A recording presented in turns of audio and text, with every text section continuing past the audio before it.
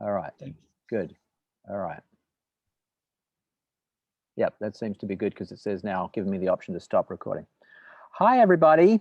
So welcome to a multivariable calculus review. I don't know how long ago it is since you guys had multivariable calculus. For some of you, it's probably a while.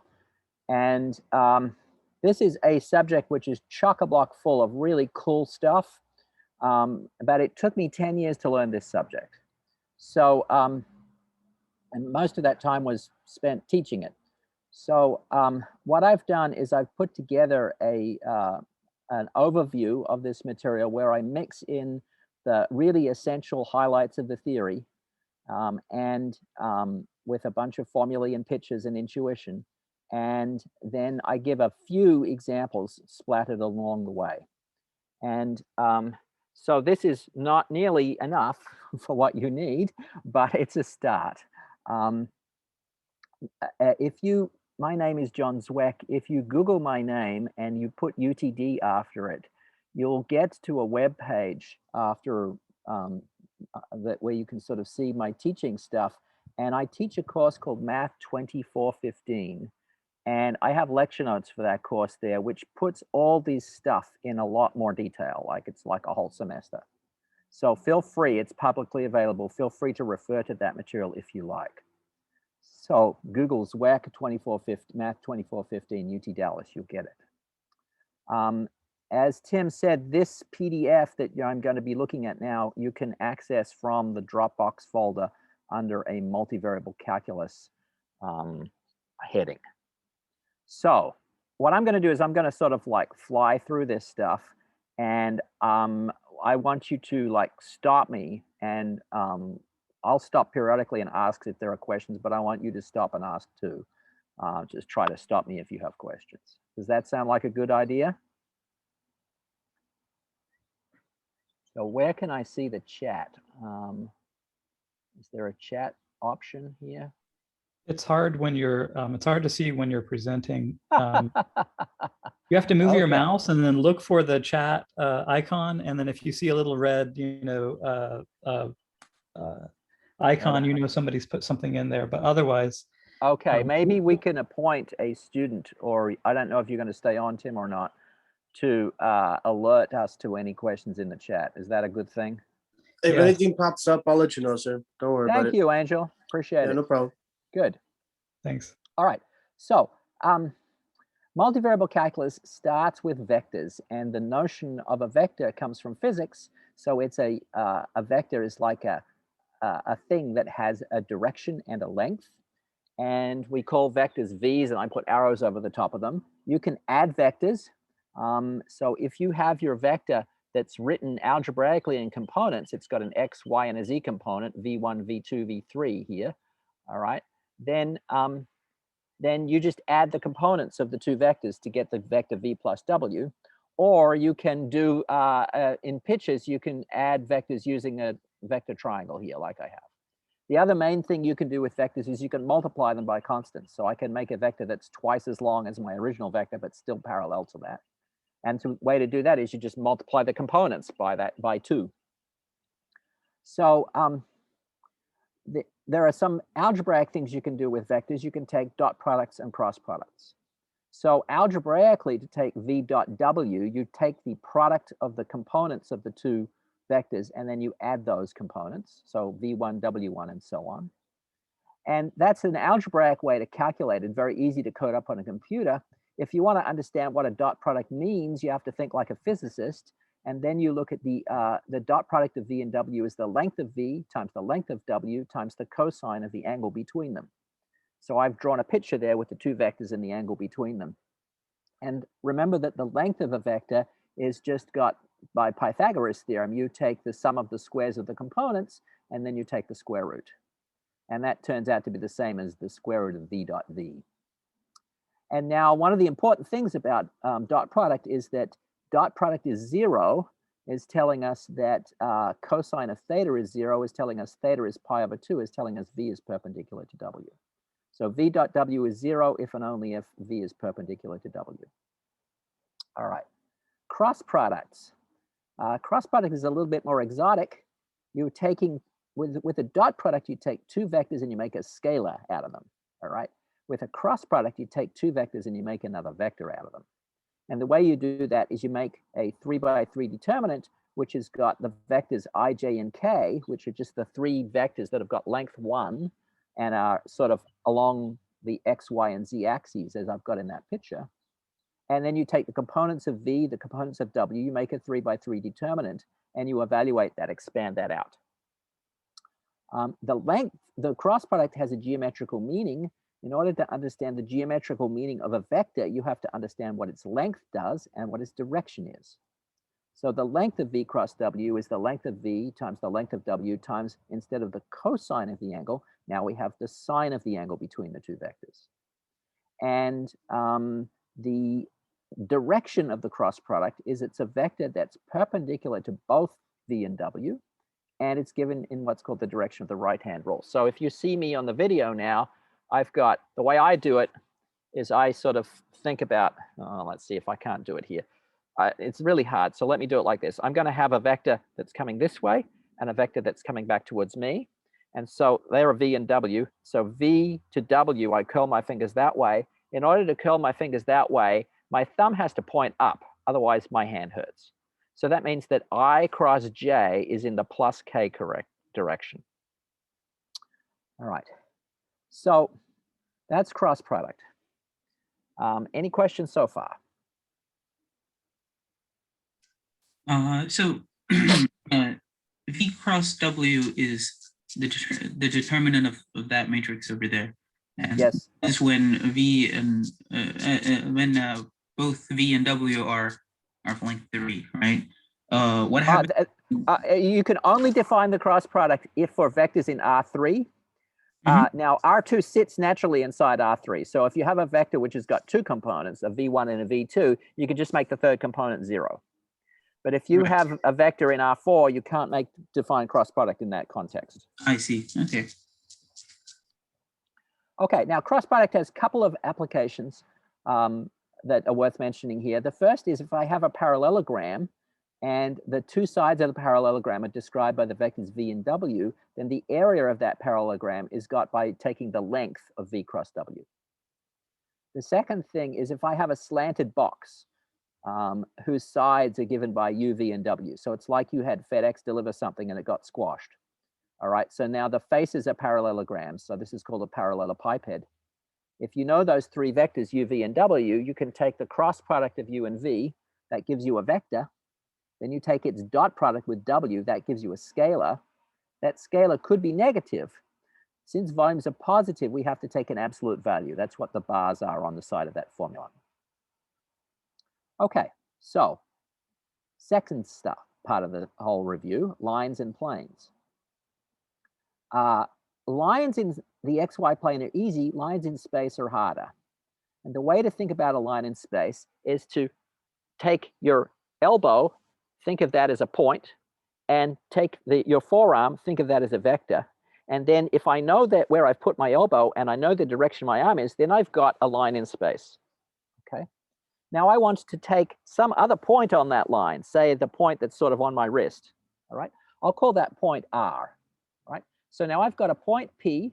I represent that point P on the line as the position vector, all right? So P is the vector that goes from the origin to that point. And then I take a vector V that's parallel to the line.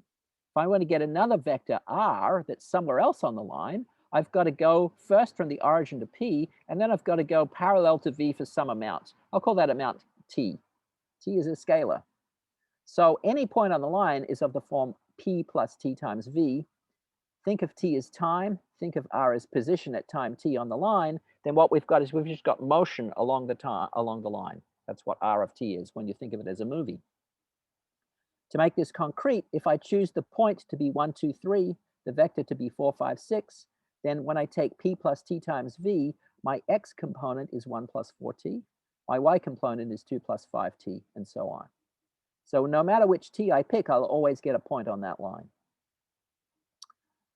There are 3 ways that you can think of describing a line in space. If I pick 2 points, then there's a line joining them, and I can continue that line on forever in both directions. If I take a point and a vector like I had in my formula, that tells me a line. Here's a different way to do it. If I take two planes, my hand and my other hand, and I intersect them, they're going to, one hand is going to cut the other in a line. Okay, you can see that in the picture there. If I want to understand how to parameterize that line, I need a point on the line, and I need a vector that goes along the line. We'll see how to do the point on the line in a little bit. The vector on the line, I've got to take a normal to the first plane, a normal to the second plane. When I take the cross product of those two normals, it turns out that I get a vector along the line, because that vector is perpendicular to both n1 and n2. Because of that, that vector has got to lie in P1, that vector has got to lie in P2. So that vector, because it's perpendicular to both, because that n1 is perpendicular to both n1 and n2, so that vector has got to lie in both planes. And so since it lies in both planes, it's got to lie along the line. Now, let's talk about planes a little bit. So if I have a plane, I can specify a plane in space by knowing a point on the plane. So the plane is my hand. I know a point on the plane, which is where my ring is here. And I have to know a vector that's perpendicular to the plane. If I can do that, then I can get an equation for the plane. It's similar to what we did before. Now I'm going to think of P as a position vector from the origin to that point. N is a normal vector to the plane. I'm going to pick another vector R that goes to some other point on the plane. I don't know where yet. Just I'll draw it like this.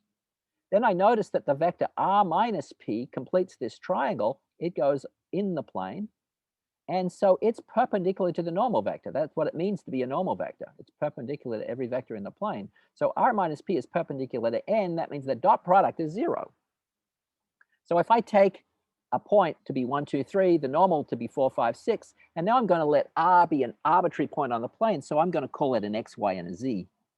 When I do that, plug into that dot product formula with all these guys, I get 4, that's the component of N, times X minus 1, that's the component of R minus P, and so on, equals 0. And so that gives me the equation of the plane. So any point triple of numbers X, Y, and Z that satisfies that equation lies on the plane. If I want to find, for example, where the point intersects the Z-axis is where X and Y are both 0. So I plug X and Y both at equal to 0 in my equation, I get Z equals 3. So that tells me the point 0, 0, 3, which is on the plane and on the Z-axis. Similarly, the point 1 on the X-axis and the point 2 on the Y-axis are on that plane. So now I've got 3 points in the plane. So now I've got a triangle in the plane. So you can sort of visualize the plane that way. In the previous slide, we had an issue where we were taking 2 planes and we needed to find a point that lie on both of them. If we want to do that, we could do the following. Imagine my 2 equations are given here. They're both equations that involve X, Y, and Z. If I want to find a point that satisfies both of those equations, I could just set Z equals 0, and then I've got 2 equations in 2 unknowns. I can solve that. Okay, so let me pause again here and see if you guys have questions.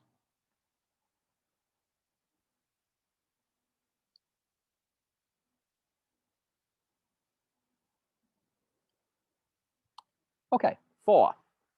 So if I want to find suppose I have a line and I have a plane, then most of the time, the line and the plane will intersect in a point. Think of the XY plane and the Z-axis. They intersect in the origin. If I want to find the coordinates of that point, what I can do is I can take the parameterization of the plane. I can write X, Y, and Z in terms of T. The parameterization of the line. I can write X, Y, and Z in terms of T. And then I can plug those X, Y, and Z functions into the equation of the plane. And then I'll get, so the equation of the plane might be like 3x plus 4y plus 5z equals 6. I've got X, Y, and Z functions of T. I plug them in. I get a linear equation for T. I solve it. That gives me my time.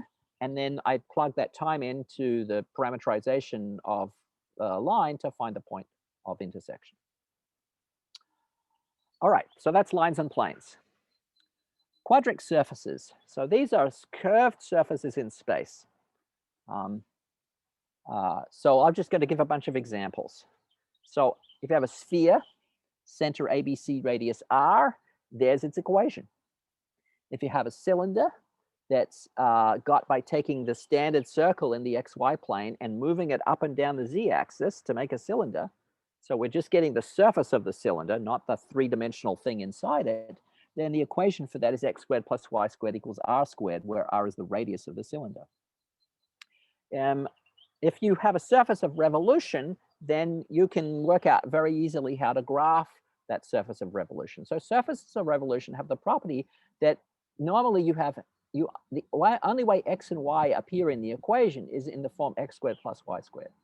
So if we have z equals x squared plus y squared, in polar coordinates, x squared plus y squared equals r squared. So there's no theta left in that equation. So if I take the r axis and the z axis, I rotate the r axis around the xy axis, around the z axis, I'll get the xy plane. I rotate the curve z equals r squared, which is a parabola, around the z axis, I get a paraboloid. Okay. So that paraboloid, that bowl-shaped thing, like a cereal bowl, it goes up to infinity, but I've just drawn part of it here. That's the surface z of z, that's the set of all points where z equals x squared plus y squared. I could do the same thing with z squared equals x squared plus y squared. Then I get z squared equals r squared. So z is plus or minus r. That's a pair of lines in the RZ plane. I rotate that around, I get a double cone. You hope the ice cream doesn't fall out the bottom. If I have the equation x squared plus y squared minus z squared equals 1, in polar coordinates, that becomes r squared minus z squared equals 1. That's a hyperboloid, a one-armed hyperboloid. All right. You can see on the left here, I rotate that around, I get a hyperboloid of one sheet. Now, not all surfaces, quadric surfaces, are surfaces of revolution. The saddle surface is z equals y squared minus x squared. Because you don't have an x squared plus y squared term, it's not a surface of revolution. And in order to graph that, you have to work a little harder. Saddle surface looks like this. It's like you've got a horse and the horse is moving left and right. Can't work out which way. You decide to sit on the saddle one way and hope it goes forwards. And so you put your feet down here, you put your bottom there, and your head's facing that way. That's a saddle surface. I've just drawn it's hard to draw them, but there you go. Questions about quadric surfaces from anybody?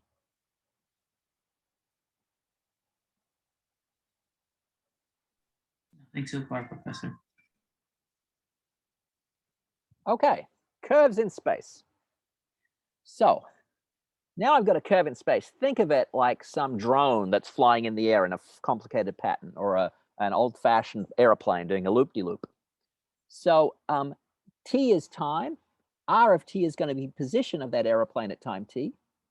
And so I've got a formula for what my x, my y, and my z are at time t. So, and then when I do that, r prime of t, if I differentiate x, y, and z, they're all functions of time, I differentiate them, I'll get a vector that depends on time. That's going to be my velocity vector.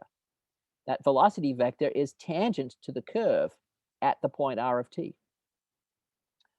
Here are some examples. If I take a circle in the xy plane and I go around it, where I start at t equals 0 on the x-axis, I go around to the y-axis at t equals pi over 2, that's parameterized by x equals cosine of t and y equals sine of t. If I take now a curve in the 3 dimensions where x is cosine, y is sine, and z of t is t, now I'm going around in the xy space, but I'm going up in z at the same time. So that gives me a helix on a cylinder. Right? Here's how I can tell that helix lies on the cylinder. I take the x squared plus y squared. That's cosine squared plus sine squared. I always know that's 1 from trigonometry. So if I have a point on the cylinder, on the curve, it lies on x squared plus y squared equals 1, which is the cylinder that we saw before. So you've got this curve on the cylinder. As x and y are going around, we're going around like this, z is going up, so you're going around in a helix. If you take instead, I change the problem a little bit, instead of having x is cosine of t, and I'm making it t times sine of t. And similarly, y is t times cosine of t, y is t times sine of t, and z is the same as before. This time you play this game, you'll get x squared plus y squared equals t squared. But t is z, so that's x squared plus y squared is z squared. So now I'm getting a helix on a double cone. All right, I didn't try to draw that one. Any questions about these pictures on curves? No, sir. I think we're good so far. Okay, thank you. All right, now, if you have a curve, just like in calculus 1, if you have a graph of a function, you can look at the tangent line. So in calculus 3, we have a curve in space. We pick a point on that curve. I can look at the tangent line to that curve at that point. That tangent line is a line, so we can parameterize it. And that's useful in some situations. So suppose, how do we do that? Well, in order to know what that line is, I have to know a point on that line, which is r of something. So imagine that this is at time 2, p is r at time 2. Then the velocity vector along that is a vector along that line would be r prime of 2. That's tangent to the curve. So if I had r is t squared t cubed, r prime would be differentiate 1, 2t, 3t squared. I plug in t equals 2 to both of these. I get r of 2 plus t times r prime of 2. I get 1, 4, 8 plus t times 1, 4, 12. Okay, so that's going to parameterize that tangent line. If I want to calculate now the length of part of the curve, right? So I've got a curve in space. It's wiggling around here. I've got 2 points on it, capital A and capital B. I want to know the length that someone would go if they were flying a plane along that curve, right? So to do that, I say distance traveled is speed times time. Speed now is the length of the velocity. Time is a dt. And I have to do this with an integral because my speed can change radically as time changes. So now I'm summing up, integrating all these speed times time things. So if I do that with the helix, that's meant to be r prime of t. The speed is the square root of, now I've got to take the derivatives of these guys, square them and add them. Luckily I get root 2, which is a constant. And so my length is now, if I start at time A and then go to time B, I'm integrating from time little a to time little b of root 2 dt. I can do that integral. That's easy. That's very different than if I were to, so going on the helix, going around the helix, all right, is very different than if I just flew directly from one point on the helix to another point on the helix. That would be a shorter distance. All right, any questions about tangent lines or arc length?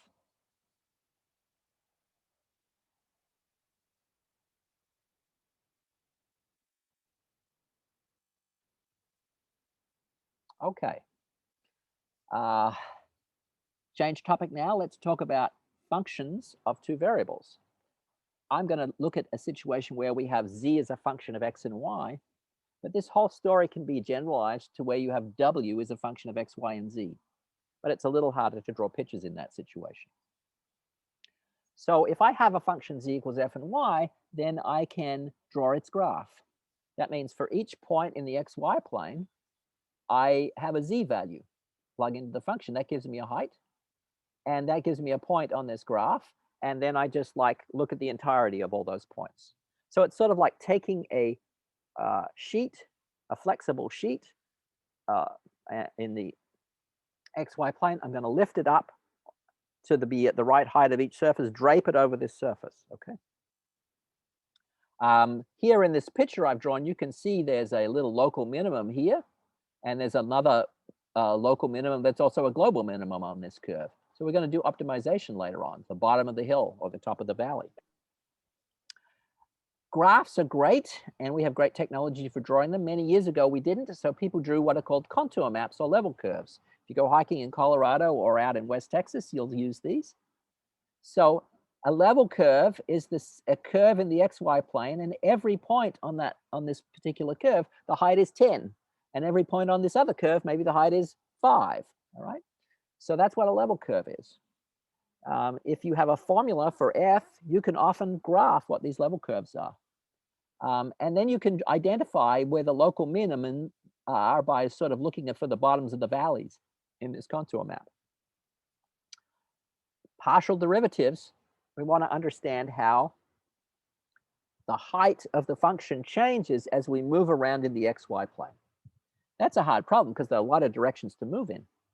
So let's just start out by moving in two simple directions. Let's move along the x-axis, parallel to the x-axis, and let's move parallel to the y-axis. And if I'm moving, so I've got a formula, say, for the graph of my function, z equals 3x squared plus 4y squared plus 5xy, for example. If I want to understand, if I start at a point, this is not the graph of that function, but I'm just a simpler thing to draw. If I start at this point, AB in the xy plane, and I decide to move where x is changing and y is fixed, so along this line that's coming out here in the xy plane, I'm going to move along there. My friend is going to be standing on the surface immediately above me, and they're going to be moving along the surface above me as I'm moving along the xy plane. So they'll move along this slice of the surface, and we'd like to understand what's the rate of change of that person's height. That's given by df dx. What we do is we keep y fixed and differentiate with respect to x. Similarly, I could move in the parallel to the y-axis, and then my friend's height, the rate of change of my friend's height is going to be f dy, where I differentiate with respect to y, keeping x fixed. Switch the two roles. Any questions so far?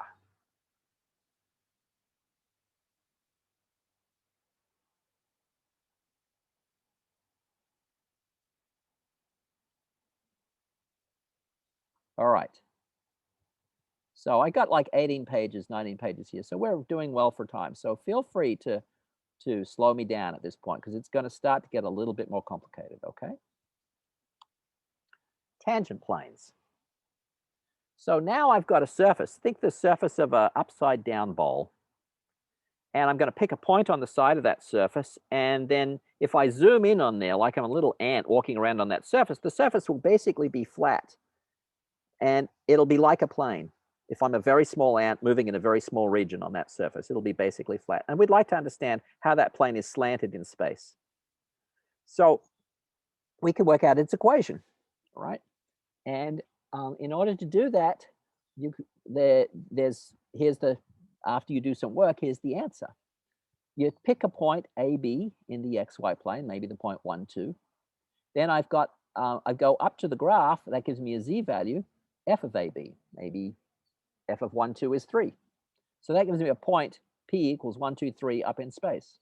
Then I've got to get the normal vector to that plane. And then I've got to do r minus p dot n equals 0. If you do that, you end up with the following equation. You can write it as z equals something, which is the height of the function, plus df dx at that point times x minus a, plus df dy at that point times y minus b. So this might be z equals 3 plus 4 times x minus 1 plus 5 times y minus 2. All right, and that's the equation of a plane. As soon as I pick my a and b, the f, the df dx, and the df dy, they were functions, they now become numbers when I plug in the point 1, 2, for example, for a and b. So that's a formula for the tangent plane. It's analogous to the calculus 1 formula for the tangent line to a graph of z equals f of x at x equals a, which would be z equals f of a plus f prime of a times x minus a. The only difference is that now you've got two derivatives. You've got two directions in which you can change f. So you've got to have a df dx term, and you've got to have a df dy term. And instead of having just f prime times x minus a, you've got df dx times x minus a, df dy times x y minus b. All right, chain rule. So in my opinion, there's only really one important chain rule in multivariable calculus. People like to make up other versions of the chain rule, but they're all sort of stupid. Pardon my French. So the way I think about this is the following. Let's take a curve in space in the xy plane, just to make it simple, rather than a curve in space. So that curve in xy space is x and y are a function of time, t. So here's my time axis over here on the left. Here's the curve, all right, in the xy plane. So I've got a curve in the plane. And then I've got a graph of a function. Think of it as like a paraboloid. All right, z equals a function of x and y. So what's going to happen is I'm going to walk along the curve x and y is r of t, so that I'm at the right place at the right time on that curve. And then my friend is going to walk up on the surface above me. And so my friend's height is going to be z is f at x of t, y of t. So that's f when you plug in the formula for r, all right, in for x and y. So z equals f of r of t. So that gives my height, my friend's height at time t. They're walking around on that surface. We'd like to know the rate of change of my friend's height. Okay? Chain rule says the following. It's probably pretty hard to see this terrible tree diagram because I forgot to put it in earlier. What I'm going to do is I'm going to understand how the various variables are related to each other. So I'm going to start with t down at the bottom. X and y, you see, are at the next level up. They depend upon t. And then z is at the top. It depends upon x and y. So z, if I change t, I'm changing x, which changes z. If I change t, I'm changing y, which changes z. So there are sort of two paths that I can get to change z. So then I put derivatives on each of these lines of this graph. So going from x depends on t, its derivative is x prime. Y depends on t, its derivative is y prime. Similarly, z depends on x, its derivative is the partial z partial x. Z depends on y, partial z partial y. So now what I do is I go down each branch, I multiply as I go down the branch, so I get dz dt equals dz dx times dx dt. That's going down the left branch. Or I can go down the right branch. dz dy times dy dt.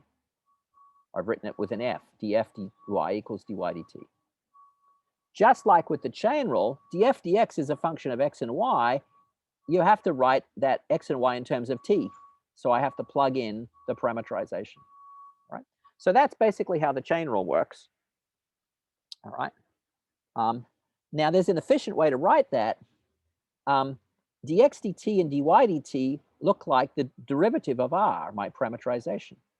df dx, df dy are the components of what are called the gradient of f, right? So now we're taking a dot product. This is the gradient of f dot the velocity of the curve. And that's how I get the derivative. So this looks a whole lot like the chain rule in Calculus 1. All right, any questions about that?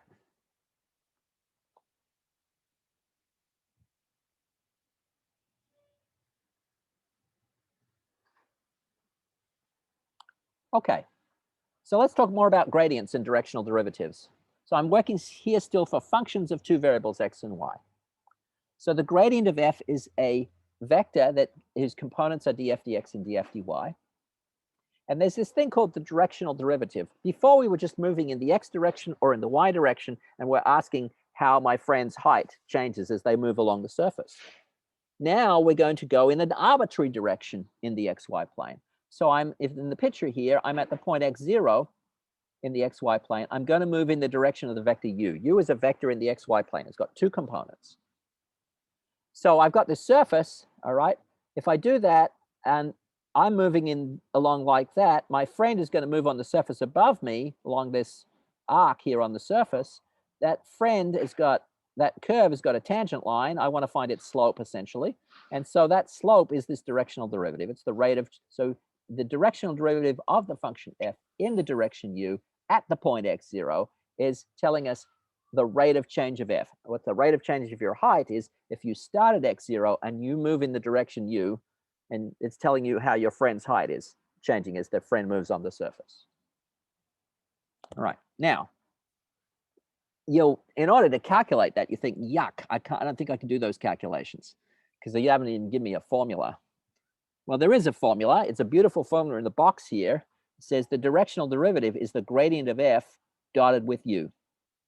All right, well, let's unpack that, right? I've got the point x0 at which I'm starting from.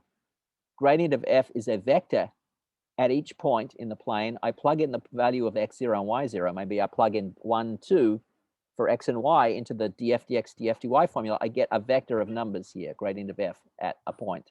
It'll be a vector of numbers. U is a vector of numbers. I take the dot product, I get a scalar. Suppose I'm on the side of the mountain and I'm a sucker for punishment. I want to work out which direction, north, east, southwest, or somewhere else on the compass, do I want to head in so that I'm going to go up the hill the steepest? Well, in order to answer that question, you take the gradient of f, that's a vector in the xy plane, divide by its length. That gives me a direction vector. Direction vectors have length 1. So that's the direction I should move in. Then I might say, well, how hard am I actually going to have to work to climb up that mountain? So I want to know the slope. And the slope is the rate of change of f in that direction. I take the gradient of f, it's a vector again. I take its length. That's the rate of change of f. Gradients and level curves are related too. If I want to not exert myself, I'll just go around the level curve. If I want to exert myself, I'll go perpendicular to the level curve because that will send me up the hill the steepest. So it turns out that it's sort of intuitive that the gradient of f should be perpendicular to the level curve. All right, and that's indeed the case. All right, so that's gradients and level curves. And are there any questions about this material before we start to talk about optimization?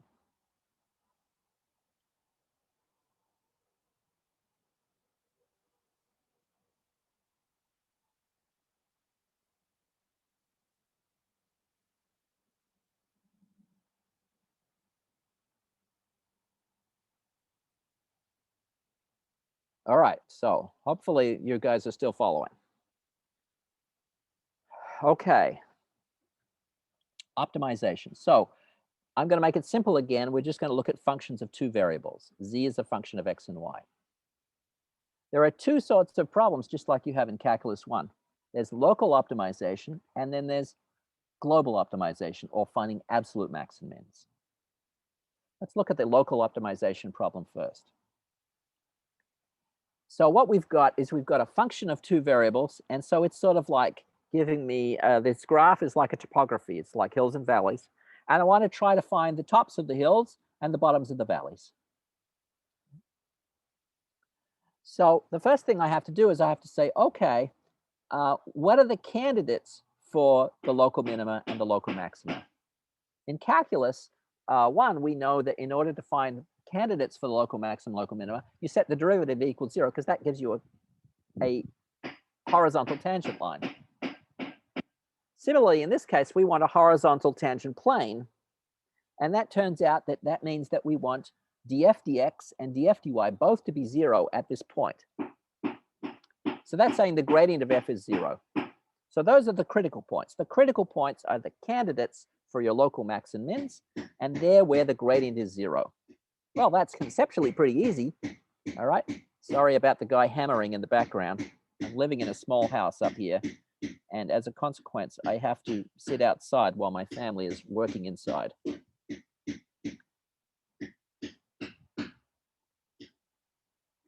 So let's take a function of two variables, basically x cubed plus y cubed minus 3xy, and let's try and calculate the critical points. df dx is 3x squared minus 3y. df dy is 3y squared minus 3x. I want to find out where both of those functions are 0. I do a little algebra. That gives me y equals x squared and y squared equals x. That's two nonlinear equations in two unknowns. All right, you guys know how to solve two linear equations in two unknowns. Since high school, solving nonlinear equations is much harder. In fact, in general, it's impossible. So we have to make the problems easy. In this situation, I can solve this problem geometrically. Y equals x squared is a parabola that's facing up. Y squared equals x is a parabola that's facing to the right. I want to be on both of those parabolas.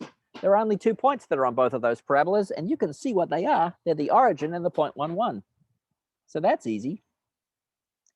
If I instead wanted to solve that problem algebraically, I'd take the second equation, plug it into the first, and that means that I would be saying x equals y squared. I'm plugging x equals y squared into the first equation. That would give me, well, actually, I want to do it the other way around. I want to plug the first equation into the second equation. So I want to use y equals x squared to get rid of the y in the second equation. So that would give me x to the power 4 equals x. I'm going to move so I get to a different part of my house outside, so I'm not going to be heard by this guy hanging here. Hold on. I have to take my dog with me. All right, let's go, Delilah. I'm going to sit under a tree and hope my dog doesn't run out onto the street. The trees are beautiful there, and in South Texas, our trees are a little bit shorter. Yeah, I'm actually in Massachusetts for the summer. Oh, nice. So, yeah, we get out of the heat. All right. So, hi, Delilah. All right. Yeah, we'll calm down in a minute. So, I'm plugging one equation to the other. I get x to the power 4 equals x. Now I factor and make it equal to 0 and factor, and I get x equals 0 or 1. So I got the same critical points, same x values. I can work out the y values. So now I've got critical points. I've got to work out whether those are local max or local min. Well, in this situation, the second derivative test is the thing that generalizes to calculus 2. And so the way that works is, suppose you've got a critical point. You take this matrix, 2 by 2 matrix, where you take all the second derivatives of the function, put them in the matrix like that. You put the mixed derivatives on the off diagonal terms. Then you evaluate that matrix at your critical point. You get a matrix of numbers. Then you take the determinant of that matrix of numbers. You get a number. We'll call that number capital D. The other thing you have to do is you have to calculate the second x derivative of the function at your critical point. That will be a number. Then you look in this table. If D is positive and the second x derivative of the function is positive, then you have a local min. The example for that is z equals x squared plus y squared, which is your paraboloid. If D is positive and the second x derivative is negative, you have a local max. The example for that is the upside down paraboloid. If D is negative, who cares about what the second x derivative of the function is? It can be anything, so I put a star there. In that case, the example is z equals x squared plus minus y squared, which is our saddle surface. And so that's called a saddle point. And that means that in some directions, you're going up from that point, from that point. But you don't quite know what the directions are yet. Oh, now it's the mower place across the street making even more noise. Let me go back. All right. So. I mean, this way we get to see the beautiful surroundings. The acoustic environment is challenging here sometimes. All right. So that's the second derivative test. You can do it on my example before, and you'll see that you get one. I can't remember what happens. I think you get a saddle point and a local min or something. All right. Global optimization. This is sort of analogous to the problem of taking a function of one variable and finding and looking at it where x is in an interval in the plane and seeing what the biggest value of the function and the smallest value of the function. And we know from analysis that if you have a continuous function on a closed bounded set in the real line or in the plane, that attains absolute maximum and absolute minimum. The goal is to find those 2 points, or maybe there are multiple of them. The way you do that is you find critical points of the function. So now I'm going to do this in where I have a function of 2 variables and I've got a domain in the xy plane. Think of it as the interior of a triangle or the interior of a circle, including the boundary. So what I'm going to do now is I'm going to find critical points of the function inside this domain, inside the triangle or inside the circle, calculate the value of the function there. And then I'm going to look and see what the absolute max and min of the function are along each of these 3 edges, or in this case for the disk, around the boundary. Then I'm going to compare all those values and pick the biggest and the smallest. Right? Let's sort of see how we would do some of those boundary problems. If I wanted to look in the left boundary here, where x is -1, for example, I'll plug x equals -1 into my function. I'll get a function of y. Along that left boundary, a y is going from some value to some other value, right? So now I'm taking g of y as a parabola, a quadratic function of y. I'm optimizing it on a closed interval from -2 to 1. I get 3 critical points. That's a calculus 1 problem. If instead I have a circle here, I want to find the biggest and smallest values of the function on the circle, the simplest thing to do is just to parameterize the circle using cosines and sines, plug it into the function. Now I've got a function of 1 variable, and I have to optimize that. That's a calculus 1 problem. Okay, so questions about optimization.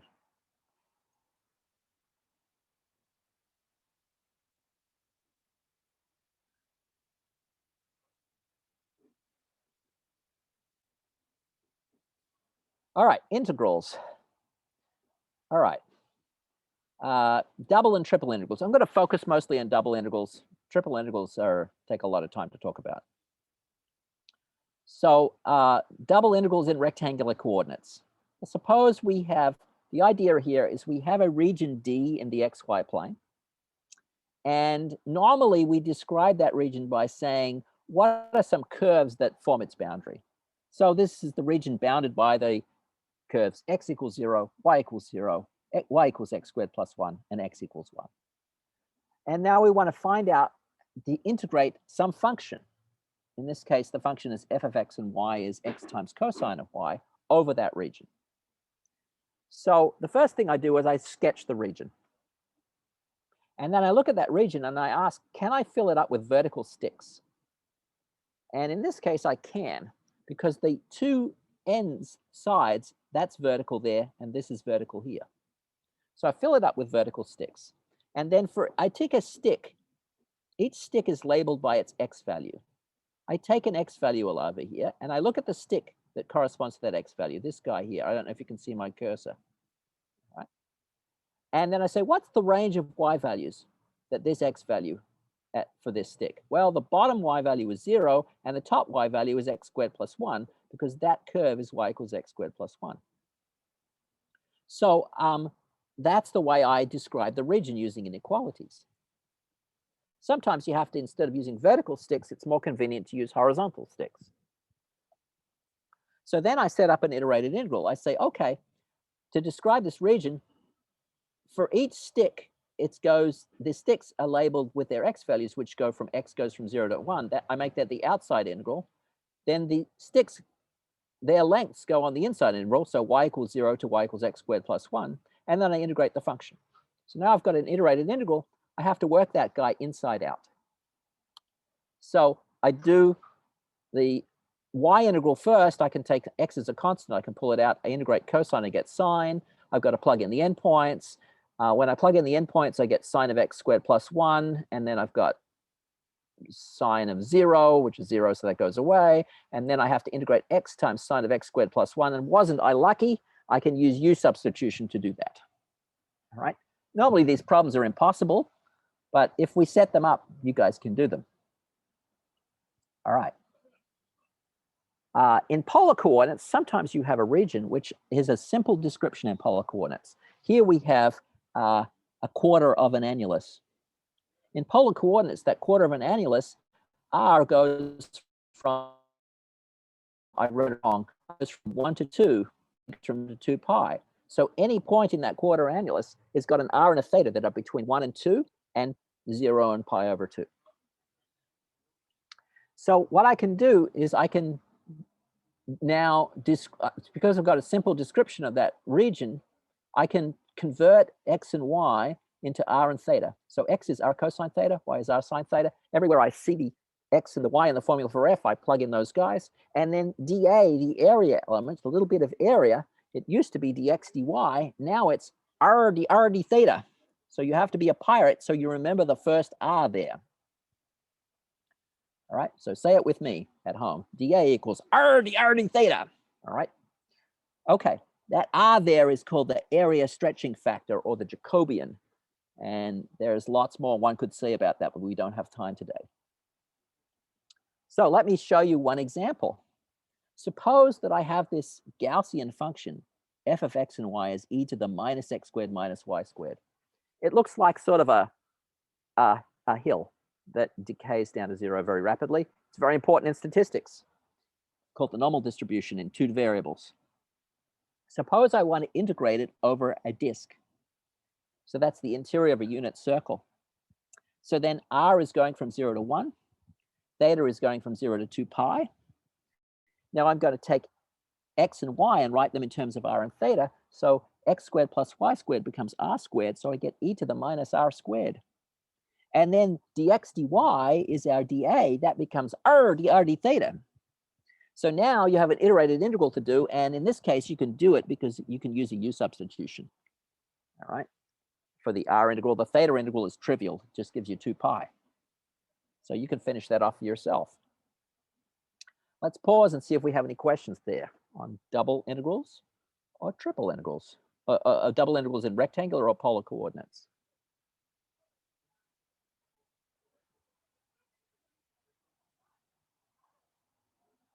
All right. 15, triple integrals. Well, this is all I'm going to say, not much. If you want to see some examples, I have my lecture notes on this webpage I told you about before. Lecture 21 gives you lots of examples. So if I want to find the volume of a solid, or if I have a solid and I have a density function, and I want to integrate that density function over the solid to get a total mass, then I have to do a triple integral. The triple integral, I'm going to integrate a function over a solid, dv, where v is a little bit of volume. So in rectangular coordinates, dv is dx dy dz. In cylindrical coordinates, you'll be a pirate again. It's r dr d theta dz. And in spherical coordinates, it's got this other formula. It's rho squared sine phi d rho d phi d theta. All right, so now, my God, spherical coordinates. Maybe we should have a little primer on those. So cylindrical coordinates are not too bad, right? I take a point in space. I ask how high above the xy plane it is. That's the z, same as in rectangular coordinates. Then I sort of put a line from that shadow into the origin. That distance is r, that angle is theta. Then I get the standard formula for cylindrical coordinates. X equals r cosine theta, y is r sine theta, z equals z. Spherical coordinates, I can play the same sort of game. But now my point is up here. I'm going to label it by 3 numbers, rho, theta, and phi. Rho is the distance from the origin. Theta is take this point, look at its shadow, look how far you have to open the door to come around to get to that theta, to get that point. That's theta. And phi is how much I have to drop from the North Pole down to that point. What's that angle, that drop angle, phi? There's a triangle in here. The sides are r, z, rho. It's a right triangle. The angle is phi. So I know that r is rho sine phi and z is rho cosine phi. I plug those guys in to the cylindrical coordinate formula. I get the spherical coordinate formula. That's where it comes from. All right. So not doing justice to triple integrals, but there you go. Vector calculus. This is the last big topic. I can probably do it in 5 minutes. So let's get vector fields in the plane here. So at each point in the xy vector, I can draw them like a picture like I have there, or I can have a formula. I can say at the point xy, I've got like 3i plus 4j. Well, so as I change the point, the 3 might change to a 7 and the 4 might change to an 8. So now I've got functions, p of x and y and q of x and y. So that's algebraically how we work with vector fields. So let me skip over line integrals of functions because they're not very interesting. Let's go to the bottom of the page and look at line integrals of vector fields. So now what I've got is I've got a situation where I have a vector field in space. So it'll be p as a function of x, y, and z times I. Q is a function of x, y, and z times j. R is a function of x, y, and z times k. I'm going to think of that vector field as telling me a force field, like it's the force of gravity at each point in space. And now I'm moving along a curve in space. And that curve is going to be parameterized by some parameterization x, y, and z as r of t. That curve has to be oriented. It's going to go from A to B. I'm going in a certain direction. I'm not going to go backwards along it. So I want to understand what's the work done to get me from the point capital A to the point capital B as I move through this force field. And that work done is force times displacement in the direction, and you look at the component of the force in the direction of your displacement. So we do integral f dot dr. That's a dot product. So what does this really mean? I take integral of f dot di means I take the vector field f, I write it in terms of time using the parameterization. I take the dr now as displacement. Displacement is velocity times time. So that's r prime times dt. Now what I've got, f of r of t dot r prime of t, that's a scalar function of time. It's a calculus 1 function. I just integrate it from the initial time to the final time. So let me show you an example. A little hard to read here. F is the vector field xi plus 4y times j. The curve is t squared I plus t cubed j. Time is going from 0 to 1. I have to write the vector field in terms of time. So x is t squared, so we get t squared I. 4y is 4t cubed. So that's that. R prime is 2ti plus 3t squared j. Now I take t squared 4t cubed, that's a vector. I take 2t, 3t squared, that's a vector. I take their dot product. I get 2t cubed plus 12t to the power 5. That's a one-dimensional integral to do. That gives, the answer to that is a number, which gives me the work.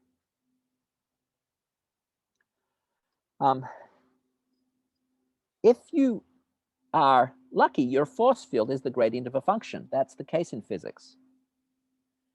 So suppose I'm given a function of x and y, or x, y, and z. I make a force field out of it by taking a gradient. I want to integrate that gradient, that vector field, gradient of the function, over a curve to get the work done in that force field. There's a fundamental, so we're integrating the derivative of something. Well, there's a fundamental theorem of calculus that says that's the value of the function at the two endpoints, take the difference. So I'm going from capital A to capital B, it's f of b minus f of a. So that, in physics language, that's saying in a conservative vector field is one for which the force is the gradient of a function. The work done is the change of potential energy. Little f is your potential energy function. So as I said before, a conservative vector field is one which is the gradient of some function. And there's a big theorem that says that for vector fields in the xy plane, this vector field is conservative if and only if these component functions p and q satisfies this fact that dq dx is dp dy. All right. That leads us to Green's theorem. I've got like 2 pages left, so I'm almost going to be on time. Green's theorem.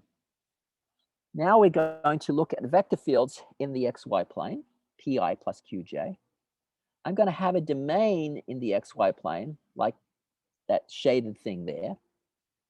And it's got a boundary. I'm going to go around the boundary so in the way that I've shown here. Is going to be going, keep the boundary on my left as I go around, I think. So now Green's theorem is a version of the fundamental theorem of calculus. It says, if you take this thing, dq dx minus dp dy, which incidentally is related to this guy up here in the theorem, that's a function in the xy plane. Function of 2 variables. I can integrate it over d. On the other hand, I can integrate the vector field over the boundary curve. We have different notation for that. We call that the integral of p dx plus q dy, but it's just the same as the integral of f dot dr. That's Green's theorem. Says those 2 integrals are the same. Has lots of applications in physics and engineering. This thing, dq dx minus dp dy, is the k component of the curl of the vector field, it turns out. So if I have a vector field on R3, it's a function, so it's got a p, a q, and an r. They're all functions of x, y, and z. I can calculate its curl. It's another vector field.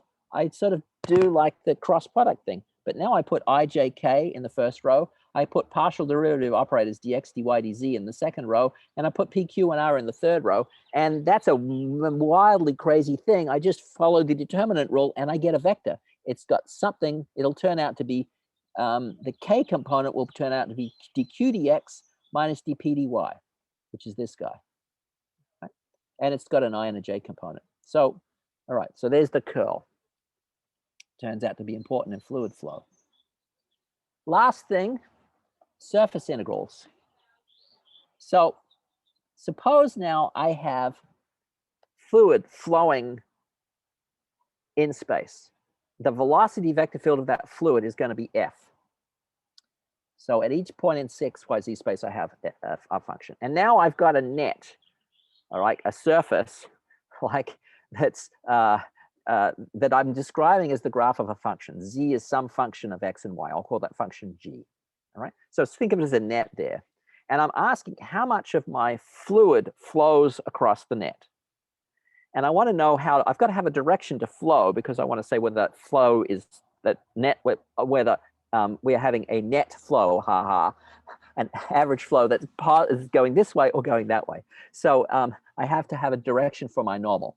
So I'm going to choose an upward normal on this surface. And now, to work out how much fluid is flowing, what I do is I've got to take the dot product of the fluid velocity and the normal, and then I've got to add, that's a function on the surface. I've got to add all those guys up across the surface. That's called the flux of the vector field over the surface. Now, if in this special case where the surface is the graph of a function, you can calculate that. I haven't written this very easily. You take the vector field f, pi plus qj plus rk, that's all these guys are functions of x, y, and z. You have to write z, everywhere you see a z in this formula, you have to write g of x and y. So now this will be a function of x and y. And then this normal thing is related to, is given by take minus dg dx, that's the I component, minus dg dy, that's the j component, plus 1 times k. So that's another vector. This is a vector that depends on x and y. This is a vector that depends on x and y. Take their dot product. That gives you a function of x and y. Now I've got a double integral to do. The double integral is over some region in the plane. Well, what's that region? Well, I've got this surface up here. It's the shadow of that surface onto the xy plane is going to be some region D. Hopefully the person who wrote the problem gave it to you. All right. So that's how you calculate flux. Good. Well, that's more than enough for a whole semester, and we've done it in 60 minutes. So I'm going to quit there, see if anybody has any questions, and thank you for your patience.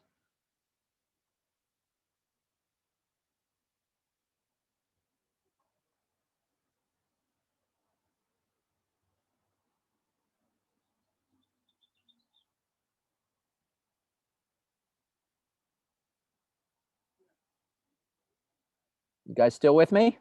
Somebody there on the other side of the universe? Oh, we're still with you. I Good. Okay. It's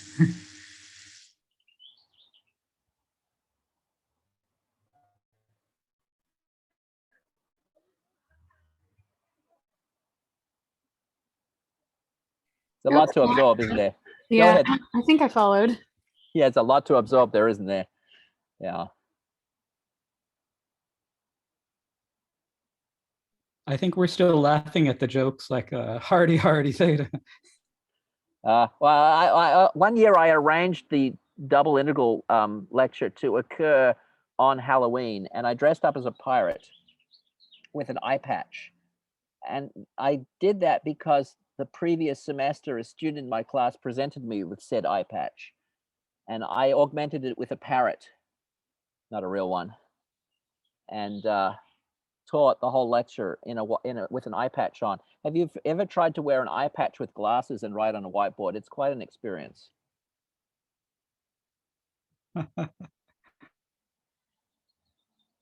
Your vision system has to take a long time to adjust.